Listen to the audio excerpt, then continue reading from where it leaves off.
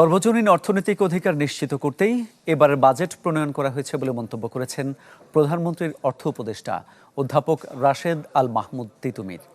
ঢাকা বিশ্ববিদ্যালয়ের তরুণদের জন্য জাতীয় বাজেট, শিক্ষা, কর্মসংস্থান ও উদ্যোক্তা উন্নয়ন শীর্ষক সেমিনারে তিনি এই মন্তব্য করেন। বলেন, বাজেটের ফলাফল সব শ্রেণী পেশার মানুষের দোরগোড়ায় পৌঁছাতে কাজ করছে সরকার।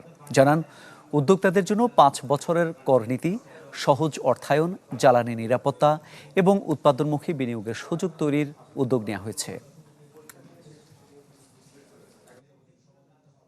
সর্বজনের অর্থনীতির জন্যই এই বাজেটটি প্রণীত হয়েছে, যার কারণে সকল শ্রেণীর, সকল পেশার, সকল খাতের, সকল বয়সের মানুষের প্রতিচ্ছবি এই বাজেটে প্রতিফলিত হয়েছে।